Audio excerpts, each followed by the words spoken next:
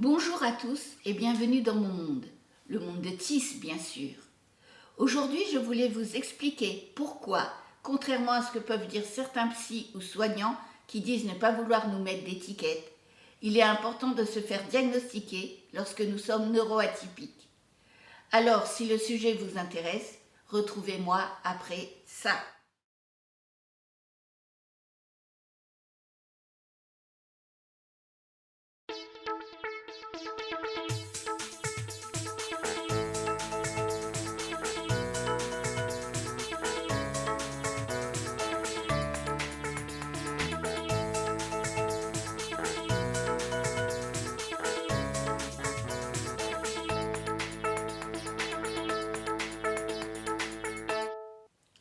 Pour commencer, et pour ceux et celles qui ne seraient pas familiers du terme, je vous rappelle qu'une personne neuroatypique est une personne dont le développement neuronal n'a pas suivi le même processus que celui de la majorité des gens.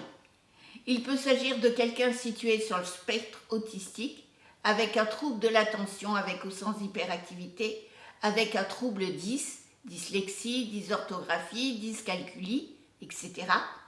Comme vous le voyez, le choix est large. Lors de mes pérégrinations sur les réseaux sociaux, je vois souvent passer des témoignages de personnes en recherche de diagnostic qui se sont vues refuser celui-ci sous prétexte qu'il était mieux de ne pas avoir une étiquette qui ne ferait que les limiter. Autant vous dire que pour moi c'est une aberration totale, surtout à une époque où la mise en avant du bien-être et de la connaissance de soi nous inonde de dictats sur la confiance en soi, et cela au travers de tous les médias à notre disposition, magazines, livres, émissions, etc. En plus, il y a de fortes chances que le même psy qui vous aura refusé le diagnostic vous conseillera de faire un travail sur vous-même afin de rehausser cette estime de soi qui vous fait si cruellement défaut, ce qui est totalement vrai d'ailleurs. La question ne se pose même pas. Sauf que vous pourrez lire tous les livres que vous voulez, faire des formations en ligne ou entamer une thérapie.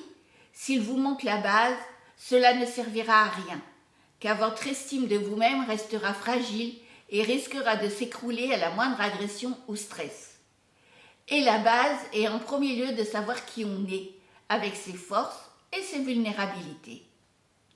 En effet, l'estime de soi se construit à partir de 4 caractéristiques: la confiance en soi, le sentiment de compétence, le sentiment d'appartenance et la connaissance de soi.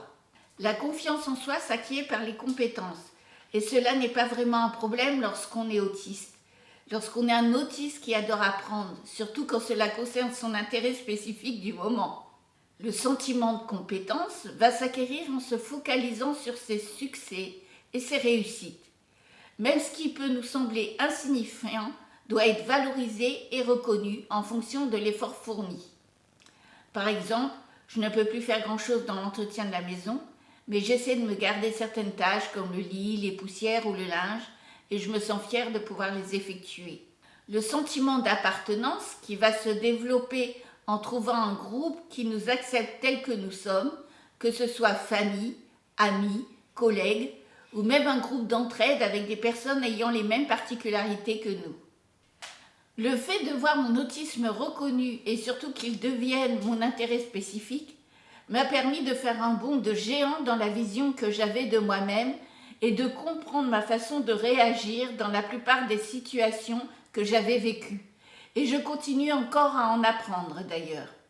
Mais pour faire cela, j'ai eu besoin de me sentir légitime et donc de recevoir cette fameuse étiquette, souvent décriée.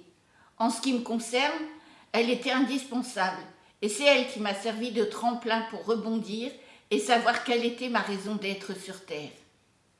Pour conclure cette vidéo, je vous dirai ceci.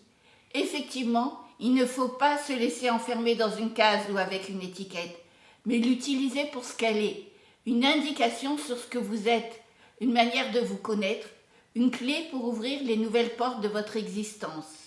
J'espère vous avoir appris quelque chose et surtout vous avoir donné des pistes ou des débuts de réponse.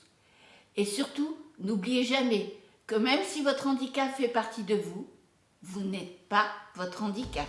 Cette vidéo vous a plu? Vous pensez qu'elle pourrait intéresser une personne de votre entourage? Alors n'hésitez pas à la liker, la partager ou la commenter. Et si vous voulez en voir d'autres et suivre ma chaîne, abonnez-vous et surtout cliquez sur la petite cloche. Vous serez notifié de chaque nouvelle sortie. À bientôt sur le monde de Tis.